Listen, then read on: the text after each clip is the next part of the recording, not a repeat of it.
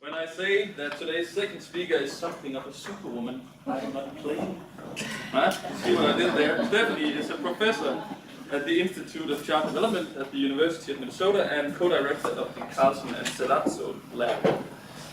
Stephanie is also an internationally recognized leader in the study of children's executive function, theory of mind, and pretend play. And Stephanie is doing some incredibly interesting work on how these skills interrelate in the preschool period, their brain basis, their relevance for school readiness, and the socio-cultural influences on their development.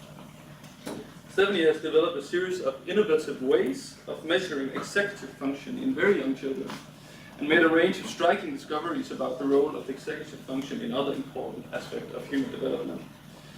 In the field of play research, it is widely held that play must be good for something. Although it's not always clear what exactly play and pretend play in particular is actually good for, Stephanie's work on pretend play has helped us all understand what it is that makes pretend play such a powerful driver in children's development, and what it really is that pretend play enables children to do. Thank you so much, Stephanie, for joining us today. So before we get started today, I have a disclaimer about a measure that I'm going to be talking about today that we developed and use in the course of our research, some of which I'll be talking about today, a measure called the Minnesota Executive Function Scale. It's available now through a university startup company called Reflection Sciences, and so my partner and the university and I are entitled to royalties from that measure. Okay, so I'm going to be talking today about this principle of decontextualization. So Piaget first noted this decontextualization in play as children develop, where the play objects become less and less like reality. And so you can imagine this simple substitution on a graduated kind of scale. If children are pretending to talk on a telephone, at first they might need the affordance of a real telephone, but they're making a pretend call with it. So it's an as-if act. It is pretense, has all the markings of pretense, but they rely on the simulated object to sort of inspire that pretend play episode. They might later be able to use something that has a vague appearance of a telephone, like a banana. Then they might be able to free themselves of the constraints of having the appearance of a telephone, to be able to pretend that something is a telephone, and discover that any old object could actually be used as if it were a telephone. And finally, they might discover that they don't actually need any object at all. No physical object at all is necessary to pretend that you're making a phone call. You might hold an imaginary phone in your hand, or even just imagine it completely without any prop whatsoever. In role play, this is substituting the self for another, and it's one of the most advanced and sophisticated forms of decontextualized play, and we're going to be talking about today. So this is pretend play in which the child temporarily acts out the part of someone other than themselves, using pretend actions and utterances, like Elsa, Mark's daughter, or Nora, pretending to be Elsa, right? And it has a social flavor to it. So usually children are pretending to be somebody else or an animal, but they will act out social scenarios. And again, along with this decontextualization gradient that I talked about, children might use a prop for role play, such as a doll or a toy replica. They might use themselves as a prop, so just the self-substituting. Or again, the most advanced form would be to use purely your imagination. And think as if you were somebody else. If we think about theoretical approaches to, what is the purpose of pretense? Is it sort of buying us anything in terms of cognitive and social development? There are three different views of this. So, and this is from Peter Smith. Three models of how pretend play might function in development as a child progresses from A to B in terms of pretend play and sophistication of pretend play. Or you might think of that in terms of this D Contextualization gradient. It could be that pretend play is simply a byproduct, so that children are going to move from A to B regardless of whether there's pretend play involved. But you do see, kind of as a byproduct of it, that they will engage in pretense, but it actually has no causal force in terms of driving that development. It could be that pretend play is one facilitator, that there are multiple pathways to get from point A to point B, pretend play being one of them that might be facilitative. It might advance the course of that developmental phenomenon. Or it could be that pretend play is essential, that you must pass through pretend play in order to get from point A to point B. I'm going to argue today that B is door number 2 is the best candidate for some of the phenomena I'm going to be talking about. So Angel Lillard did a nice review, a theoretical review paper in a Psych Bulletin a few years ago. And she noted that children's pretend play is related to several cognitive skills, including all of these listed here. I'm going to be focusing mostly today on the last one, executive function. So some of the experimental evidence for role play and cognitive and emotional skills, particularly around executive function, come from a variety of recent studies. So in one study by Nicola Polo and colleagues, children were in an intervention. These are low-income preschoolers in Head Start centers in the United States. And they were given a storytelling and story acting intervention compared to a business as usual control group. And children in the intervention group did improve significantly in their narrative comprehension, print and word awareness. These are emergent literacy skills. Self-representation, self-inhibition, and that was an observational measure in that case, that children improved in their ability to sort of control their impulses. And they were less disruptive in play, and they improved in pretense itself, which is what you would expect if you got a pretend play intervention. Similarly, Goldstein and Lerner did a dramatic play, pretend play games intervention with low-income preschoolers also in Head Start, and found that it improved emotional self-control. So in this case, children were given an empathy task, and one of the problems when you engage in empathy, like if you see somebody else in distress, is that you yourself become really distressed. And they found that children who have participated in this dramatic play intervention with a lot of role play and kind of precursors to acting, improvisation and things like that, were significantly better at the end of the intervention at inhibiting or suppressing their own emotional distress so that they could be altruistic and help somebody else and be empathic towards somebody else. And then finally, Thibodeau and colleagues found that fantastical pretend play intervention improved children's performance on digit span and a task called the dimensional change card sort in preschoolers. So this last study was most specifically targeting executive function skills. So what is executive function? The executive function is the neurocognitive foundation for the top-down, conscious, goal-directed control of thought, behavior, and emotion. And so by definition, executive function involves effortful, deliberate control. So this is contrasted with other forms of self-regulation that are relatively non-conscious. So we have a lot of self-regulatory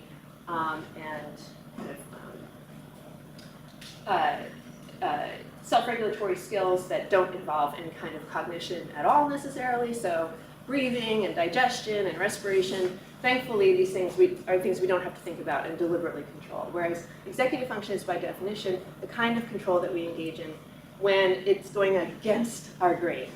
And is particularly important in novel situations. Once a situation becomes well practiced and well learned or familiar, you're no longer engaging in engaging those executive function skills because it's not a novel situation. What used to be novel is now practice. So if you think about driving, for example, when you first learn to drive, it's very effortful. After a while, you become an expert at it, and you can do other things while you're driving, hopefully not texting or something like that, but you can carry out a conversation, and it becomes much more automatic, and therefore less executive control is required. These processes are similar to, but different from intelligence. So IQ, what we think of it, at least in terms of crystallized intelligence, is the knowledge that you have. Executive function skills are using your knowledge in the service of goals. So there's always a goal or an intention or a rule that you are pursuing when you're engaged in an executive function situation or task. And in fact, a lot of the executive function research shows that executive function individual differences in early childhood predict school readiness, academic achievement, and so forth over and above IQ. So and that's hard to do because IQ is probably considered one of the best predictors of academic achievement, but individual differences in executive function will explain variation in academic achievement over and above IQ. There are three facets of executive function that are described in the literature. Cognitive flexibility is changing gears or shifting perspectives. So once you get used to viewing something in one way, you might encounter a novel situation, a novel problem. You have to think about it in a different way. That's cognitive flexibility. Working memory is holding information in mind and working with it. You might have to remember what your goal is, for example.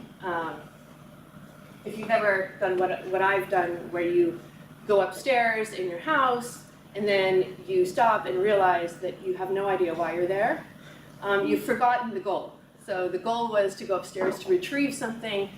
You find yourself there, and you've forgotten what it was. So that was a failure of working memory. Or inhibitory control is the third facet. This is ignoring distractions, acting based on your thoughts, not on impulse. So it's really what we think of as impulse control. And these three facets work together. So they're overlapping, they form a cohesive sort of whole in terms of goal-directed conscious control of thought, action, and emotion.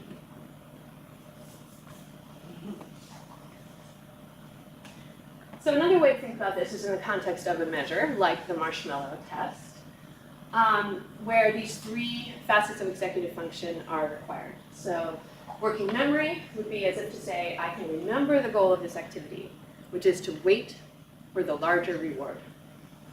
Wait until the experimenter comes back so that I can have the larger reward. How many of you are familiar with the Marshmallow Test?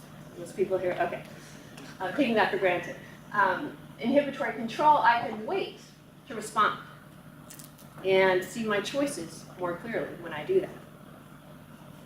Flexibility or shifting, I can think about this in a new way or distract myself. What we see is when kids are in this situation, in the kind of the classic paradigm where there are no strategies that are being suggested to them, the children who can wait the longest are the ones who will somehow transform the task. And they might do it mentally, they might do it physically. So in fact, there's a progression where they start out by transforming the task in a physical way. So they block their line of sight to the marshmallow or whatever the treat is. They turn around in their chair. They close their eyes. They put their head down on the table. Anything so as to not have visual access to the temptation. And it's later on in the preschool years that we see them use symbolic transformations of the task. So pretending to eat the treat, or pretending to feed it to an imaginary other, or engaging in a verbal strategy like singing a song about waiting. So those are symbolic strategies that come after the physical strategies in order to muster self-control in the situation. And they're drawing upon these three skills when they do that. So executive function development, my colleagues and students and I have been studying this for quite a while. And it's a complicated story. It takes a long time to develop, very protracted development. into one's mid-20s is roughly the sort of peak of executive function skills. But we do see the most striking improvements in the preschool period, which is why I've been focusing on that stage of development. And it's a common impairment in several pediatric neuropsychological disorders. There's sort of a family resemblance among several of these disorders that share executive function deficits or delays. So ADHD, attention deficit hyperactivity disorder, is the most classic one, but also externalizing behavior disorders, and really nice recent research on executive function impairments in autism. And as I said, it's a complicated story depending upon genetic, brain, cognitive, and social processes that we continue to work to disentangle. So this is a montage of data from children and adults on the same measure, which is a version of a dimensional change card sort task that I'll tell you about. And we see, again, this peak at around one's mid-20s in performance on this measure, and then it does unfortunately begin to decline thereafter. There's excellent work on aging and executive function, looking at individual differences. This is a mean, but we do see older adults who do not show this decline, and there's nice work looking at what are the characteristics in those populations that seem to be able to stave off these executive function declines. So this measure that I'm talking about is the Minnesota Executive Function Scale. It's a virtual card sorting task. So children are presented on a tablet with these cards that they have to sort into one of two boxes. And they have to follow a rule. And so they're presented with a rule. And I'll walk you through it in a moment. And then they have to switch rules. And the instructions or the rules get more and more complicated as you go up in the levels of this game act. So it's being widely used in the US. We have over 35,000 test results on this assessment at this point. And it's also being used in multiple countries and multiple languages. The newest language is Arabic, which is exciting. So it's a tablet game on an iPad or an Android, and children are guided through it with a research participant or a teacher. And it is very brief. It can be completed in under 5 minutes. It's brief because it's adaptive. So we can find out pretty quickly where the child's optimal level of performance is. Because if they pass a level, it'll keep going up automatically until they fail. If they fail the first level, it will go down automatically to easier levels until they pass.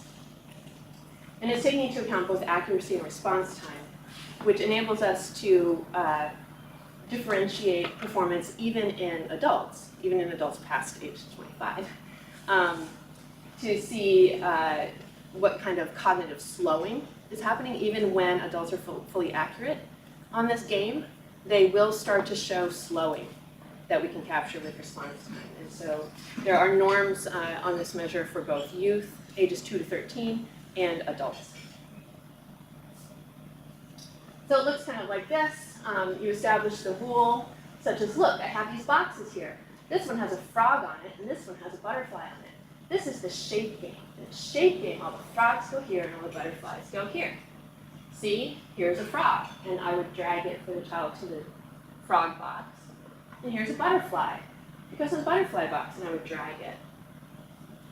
Now it's going to be your turn. Here's a butterfly. So what do you immediately notice about these stimuli? They're on different colored backgrounds. Different colored backgrounds. So what you have to do is focus your attention to the relevant dimension of the test card. The relevant dimension, because we're playing the shape game or the animal game, is to focus on the fact that it's a butterfly and ignore or inhibit the other dimension, which is its color. And children are quite good at this, no problem. And then what happens is we will switch and say, we're not going to play the shape game anymore. Now we're going to play the color game. In the color game, all the blue ones go here, and all the red ones go here. And it's that switch that poses a real challenge for young children. So once they have established one way of construing or thinking about the stimulus, they have a very hard time disengaging from that and thinking about it in a new way. And they will, in fact, perseverate on that first rule. So this is a very robust finding. I'm going to show you briefly what this looks like. This is a 3-year-old doing the maths, and she's going to start at level 3, the one I just showed you, and she will pass. And then she's going to go on to level 4, where it becomes a little bit more complicated because the shape and the color are integrated. It's not separated anymore for them. And now they have to think about it as both, say, an orange thing and a lion, not as one or the other. And she will fail when she gets to that point. Okay, here's the game. You're gonna find your name. There you are. And which animal do you want to have by your name? Which one of those do you like? Bear. The bear, cool. All right. So look, I have these boxes here. This one has a fish on it, and this one has a bird on it. This is the shape. In the shape game, all the fish go here, and all the birds go here. See, here's a fish. It goes in the fish box. And here's a bird. It goes in the bird box. Now it's going to be your turn to play the shape game. Can you put this fish where it goes? Good job, that's right. And can you put this bird where it goes? Perfect. Okay, let's play. If it's a fish, then it goes here. If it's a bird, then it goes here. Here's a bird. Fish go here, birds go here. Here's a fish. Get ready. Here's a bird. Get ready. Here's a bird. Get ready. Here's a fish. Okay, so now we're going to play a different game. We're not going to play the shape game anymore. We're going to play the color game. In the color game, all the yellow ones go here, and all the blue ones go here. Okay, let's play. Here's a blue one. If it's yellow, then it goes here. If it's blue, then it goes here. Here's a yellow one. Get ready. Here's a yellow one. Get ready. Here's a blue one. Get ready. Here's a blue one. Okay, so now I have these boxes. This one is orange and this one is green. This is the color game. In the color game, all the orange ones go here and all the green ones go here. See, here's a green one. It goes in the green box. And here's an orange one. It goes in the orange box. Now it's going to be your turn to play the color game. Can you put this green one where it goes? Good job. And can you put this orange one where it goes? That's right. Okay, let's play. If it's orange, then it goes here. If it's green, then it goes here. Here's an orange one. Orange ones go here, green ones go here. Here's a green one. Get ready. Here's a green one. Get ready. Here's an orange one. Get ready. Here's an orange one. Now we're going to play a different game. We're not going to play the color game anymore. We're going to play the shape game. In the shape game, all the monkeys go here and all the lions go here. Okay, let's play. Here's a monkey. If it's a monkey, then it goes here. If it's a lion, then it goes here. Here's a lion. Get ready. Here's a monkey. Get ready. Here's a monkey. Okay, so she knows what monkeys and lions are, and yet she is not playing by the new game. She's playing by the old rule and perseverating on that old rule. So it's very classic to see this at that age, that kind of cognitive inflexibility. And she's not yet able to think about the stimulus in more than one way at the same time. She can think about it as in terms of its color or in terms of its shape, and it doesn't matter if you start with shape and move to color or start with color and switch to shape. But what she can't yet do, that she'll be able to do in about 6 months, is to think about it as in terms of both its color and its shape at the same time. As if to say, oh, I get it. There are 2 ways to play this game, which is something that was immediately apparent to all of you. So it's really drawing on all 3 of these skills in one assessment. So if we think about how does executive function develop, And we see a very, very nice developmental progression in performance on that measure and many other measures of executive function across early childhood. So what's driving this? One thing that we have argued is that reflection is a psychological construct that is helping to drive the development of executive function. And we see this in terms of the progression from infancy through school age, where children are becoming better and better at reflection on their thoughts, actions, and feelings. Once they can reflect on them, maybe in a kind of slightly metacognitive way, although this gets much more metacognitive as they get older, they're able to muster control over their thoughts, actions, and feelings, and realize that they have a choice in how to act, think, or feel. But only if there's some moment of reflection or a pause where they can consider the situation from maybe more than one angle. So just as physical distance provides a panorama, reflection provides this so-called psychological distance from a situation. So it allows us to see a range of possible responses and to select among them in a way that's consistent with our current goal. And so what's happening when kids are not reflecting is they are losing track of the goal. They're acting on impulse, on reflex rather than reflection. And they will in turn tend to act in habitual and impulsive ways, or perseverative ways, like we saw in that task. Reflection is effortful and develops into adulthood. It can be cultivated, we're learning, with things like mindfulness. But symbols in general, we see especially in early childhood, make it easier to engage in reflection and self-control. So Vygotsky had talked about this, Werner Kaplan, Dewey, many important thinkers in the past have noted that we have much more control over our thoughts when we think about things symbolically. And we've shown this, for example, in a measure called the less is more task, where children have to point to a display of candies. And there might be 2 candies in one tray and 5 candies in the other tray. And we say, which one do you want? Well, they inevitably want the larger tray of candies. And then if we say, well, I'll tell you what, whichever one you point to, those candies are going to be given away to this monkey. And you'll get the other ones. So it's a reverse reward contingency task where to get more, they actually have to point to less. So they have to point to 2, and then those 2 will be given away to the monkey, and they will in turn receive the larger amount. 3-year-olds are miserable at this. They keep pointing to the larger amount. And we do 16 trials, and on all 16 trials, they will keep pointing to the larger one, watch in dismay as it's given away, and then they only get the smaller amount. 4-year-olds will typically make a mistake on the first trial, and it's like single trial learning. Like, oh, wait a minute, okay. They reflect on it. That doesn't work. I need to interrupt my normal habitual response of pointing to the one I want, and instead point to the one I don't want. So older siblings have gotten really good at this, actually. They fool their younger siblings into thinking that they really want this toy, instead. It's sort of a reverse psychology. But we can induce 3-year-olds to look just like 4-year-olds if we replace the real candies with symbols for them.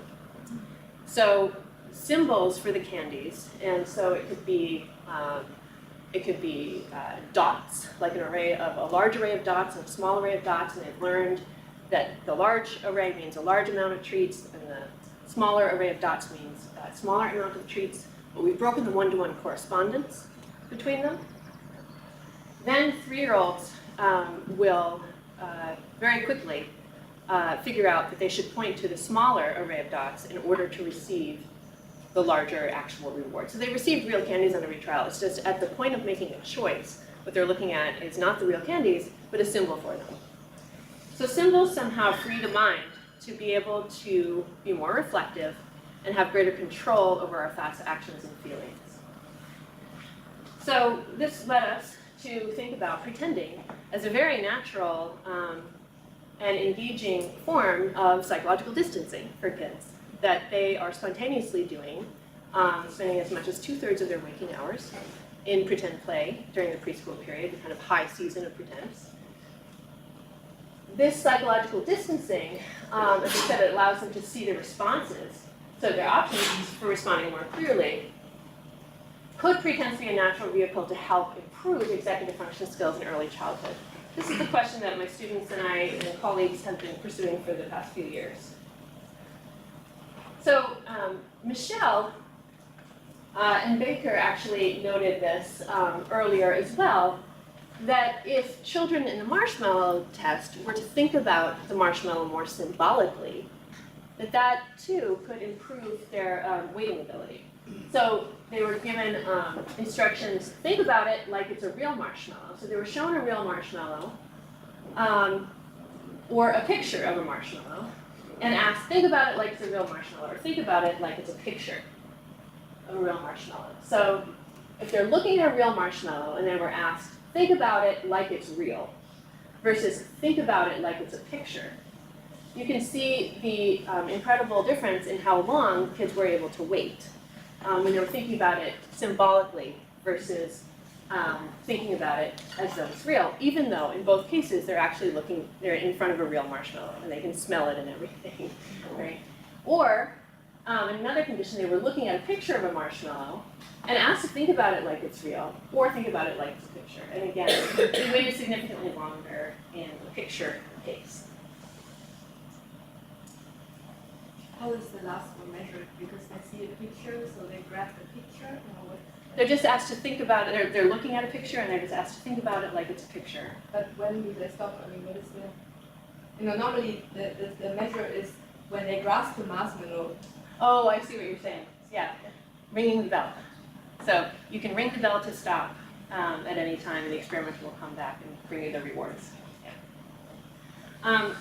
So we have noticed this spontaneous self-distancing in our lab. So self-distancing is when you somehow imagine a situation as being more distant from yourself than it really is. And so we can engage in self-distancing in a number of ways. One is to use the third person. So if we talk about ourselves in the third person, it's not saying sort of I, it would be saying Stephanie. And you might motivate yourself by calling yourself by your own name. Like, Stephanie, time to get up.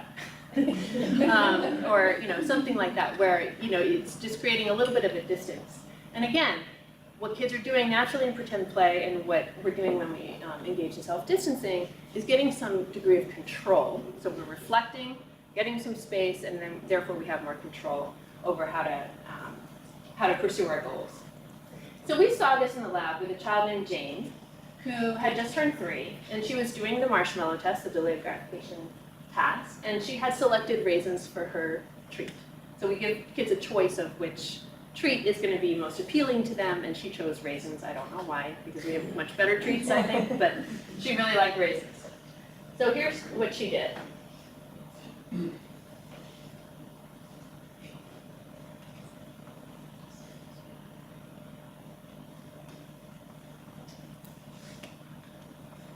I want to eat those raisins.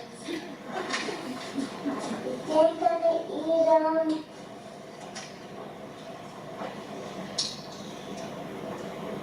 So, what's Jane's gonna do? If she takes one, Jane's not gonna have all these. She might choke.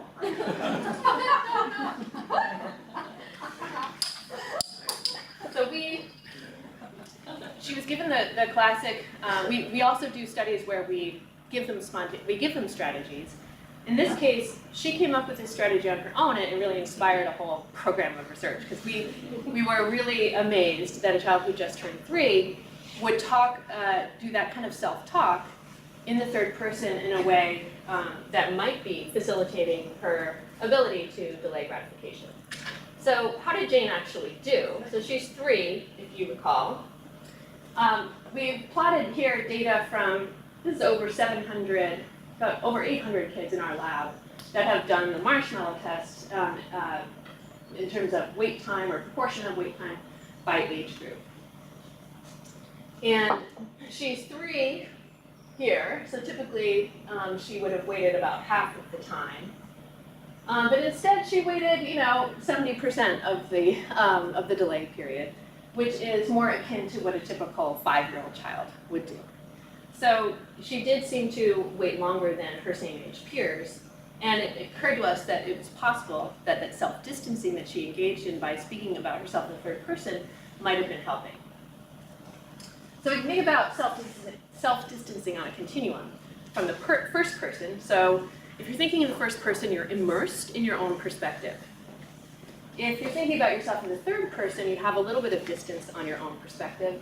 And finally, if you think about yourself as if you're somebody else entirely, then you really have broadened the capability of thinking about this situation from a different angle. And when you think about something from a different angle and you think about yourself as being somebody else, you're very likely to think about yourself as being somebody better. Somebody more competent, somebody smarter, somebody who's more patient and virtuous. And Norman Vincent Peale and others have noticed, and actually call this like the secret of success, is to think about the self in more sort of inflated terms.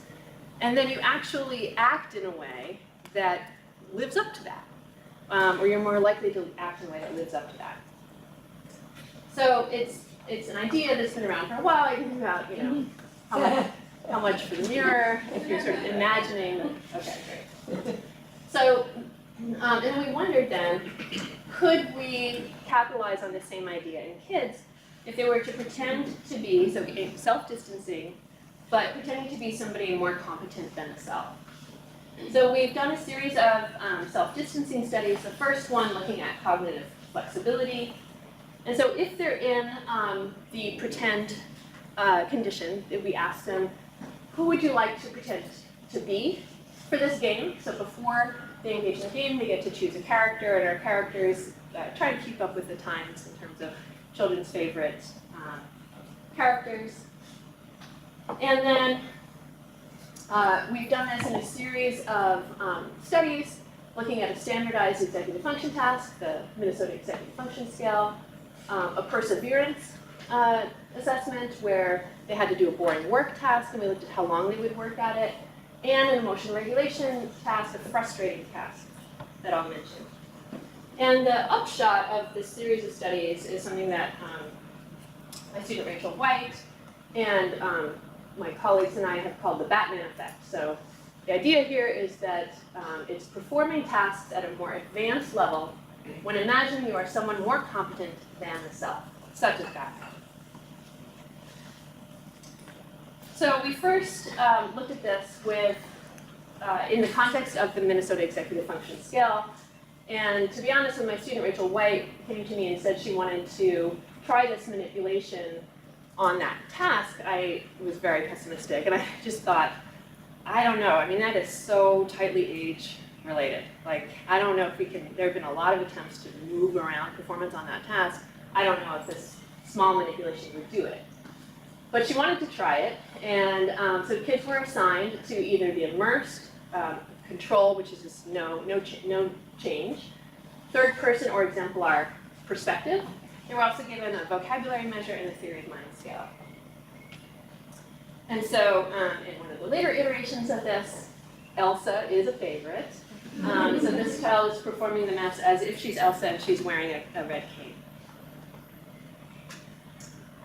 What we found in the study, so we compared 3-year-olds and 5-year-olds. And this is sort of the gradient that you can think of from being very immersed in the self perspective to most distant, the kind of Batman condition, which we call the exemplar condition.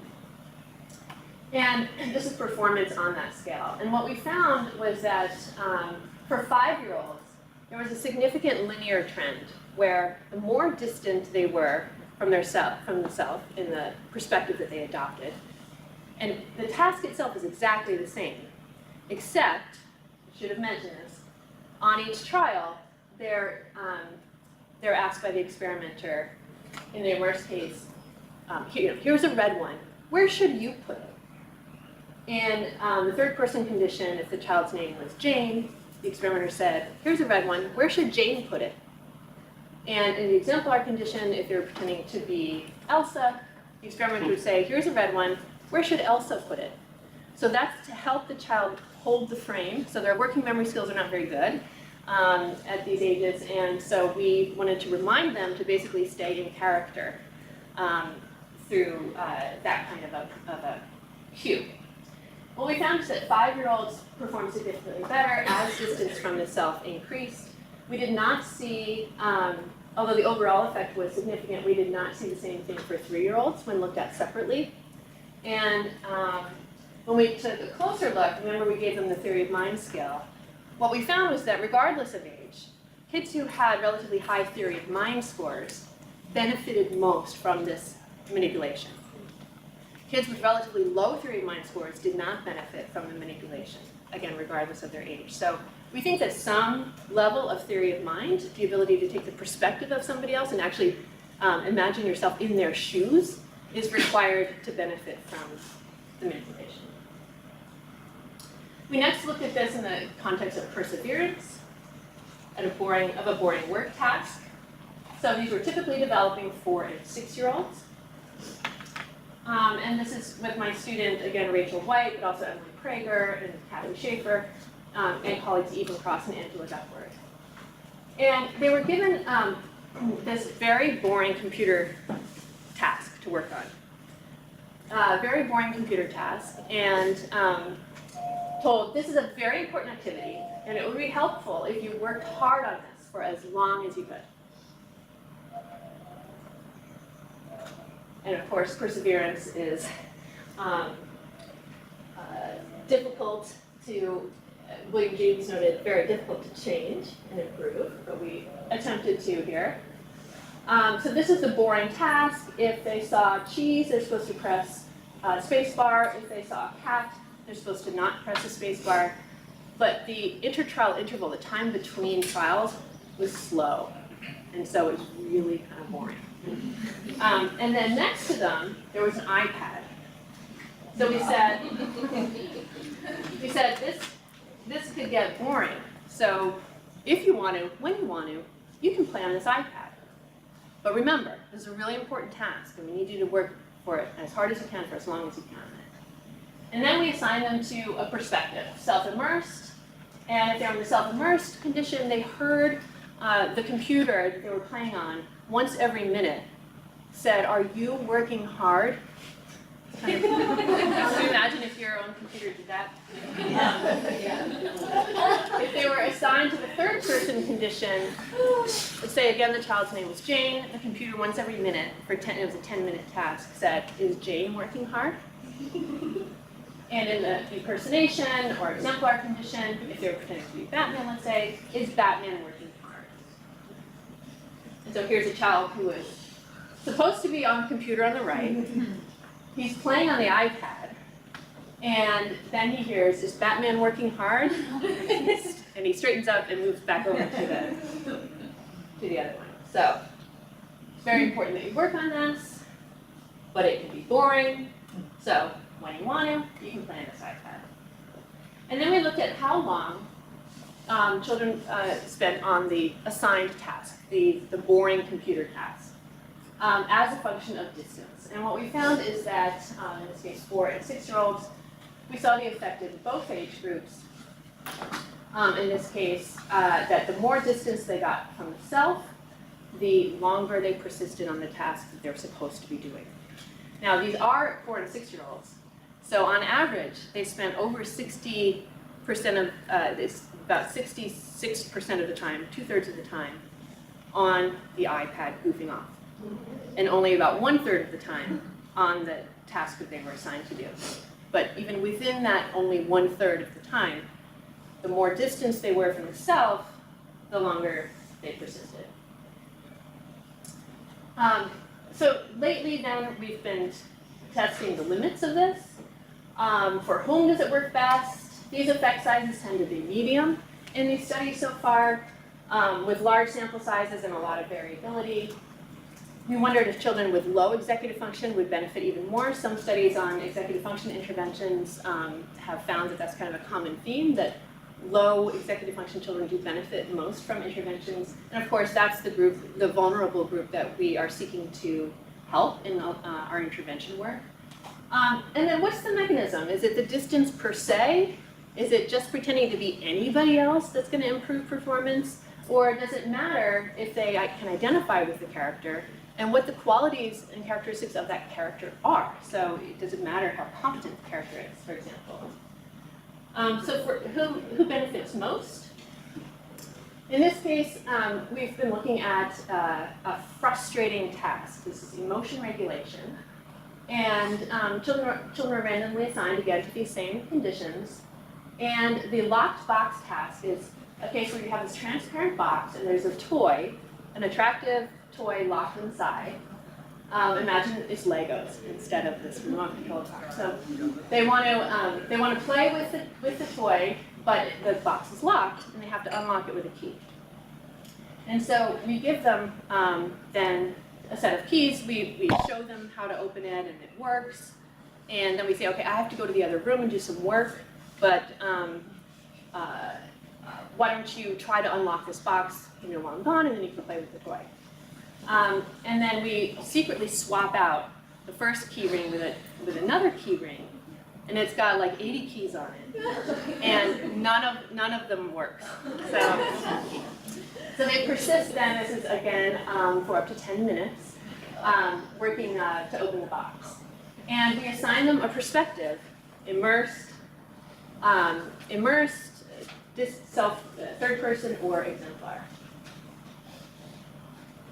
So, how am I feeling? And in this case, the prompt on the computer was, how are you feeling? How is Jane feeling? Or how is Batman feeling? Whatever character they chose. Okay, so I want to show you this example. This is a child in the self-immersed condition, and he's working to open the box, and he's going to hear, how are you feeling?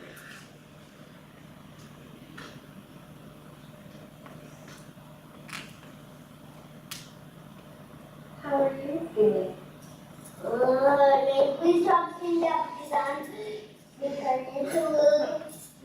it's kind of getting in my head. So we were successful in frustrating him. And the idea with the self-immerse is that you're getting even more worked up when you're asked to focus on how you're feeling. And it's actually counterproductive. In this exemplar case, this is a child who's pretending to be Rapunzel, and she will hear she's been hearing how is Rapunzel feeling. She becomes frustrated at one point after she drops the keys, and she spontaneously asks herself, how is Rapunzel feeling, and touches her.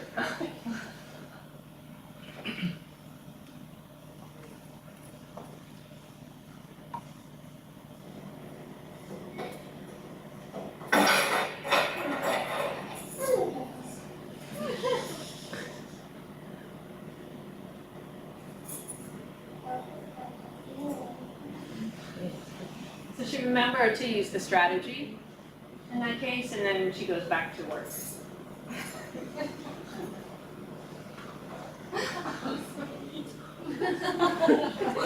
And then lastly, I just want to show you, this is at the end of the experiment, we asked the child a series of questions to see if they were actually thinking about being the character, and if they found the task frustrating. So we asked all kids, did you feel frustrated? Yes. This is one child. Did you feel frustrated at all while you were working on it? No. No? But Batman never gets frustrated. Yeah? Batman never gets frustrated. I've watched it on Netflix. And he's wearing the Batman cape. So children were given a prop, every time for their character. So what we found in this case was that kids who were relatively low in executive function did benefit significantly from this intervention, or this manipulation. So this is looking at frustration, and frustration went down significantly the more distant from the self they got. But that was only true for the kids who were low in executive function. For kids who were relatively high in executive function to begin with, there was no additional benefit of this manipulation. So we're getting a little bit closer in terms of who benefits, what are the cognitive requirements for this like theory of mind, and being relatively lower in executive function. And this is just a Twitter thing that came across from Maya Palmer, who's a writer for the Financial Times, who's saying this is actually true. This is her own son doing his homework, wearing a Batman costume. So for the last experiment, you might be thinking, well, what if kids pretend to be somebody who's not competent? And we struggled with this a little bit, but then we thought, you know, how would we do this and make everything else equal across conditions without actually changing who the character is? So we realized that sometimes even Batman has a bad day, right? So we asked kids to answer the question, is it any kind of distancing or does it matter how competent the character is? So in a 2x2 design, kids were assigned to an unfamiliar, competent character. So these are computer video displays, and we matched the gender to the gender of the child. And the character was described and shown in video to be competent in a variety of ways, like a really fast runner, really smart in school, really kind, and so forth. Or incompetent in all of those same ways, like really slow, not nice, and not very smart. And then we also were interested in how familiar the character had to be or not be. And so we tried to simulate more familiar characters using the same program, not quite successfully, but this is Elsa, and this is Superman. And again, we showed them as a competent character, so being traditionally competent as a princess or as Superman, or they were assigned to the incompetent condition, in which case it was Superman having a bad day. And when Superman had a bad day, we say, you know, he's lost his powers, his cape is torn, and then kids would actually, for the props that they would wear, if they were assigned to the competent condition, they would wear, you know, an intact cape, but if they were assigned to the incompetent condition, they would wear a torn cape. And there's actually some interesting research on called enclosed cognition that you know, just putting on a white lab coat, you know, kind of makes you act smarter, for example. So versus an artist's smock makes you feel more free and creative. So that's the idea. What we found here then is that it didn't matter whether the character was familiar or unfamiliar to the kids. What mattered was whether they were assigned to be competent or not. So the measure here is again the Minnesota Executive Function Scale. And if kids were assigned to be incompetent, so Batman having a bad day or Elsa having a bad day, or the unfamiliar characters in that case, they actually performed worse than if they were pretending to be a more competent character. So that answered another question for us in terms of testing the limits of this phenomenon, the Batman effect. And so what we see then, to summarize, is that it does seem to improve performance on a variety of measures, but there are limits, not yet effective in children under age 4.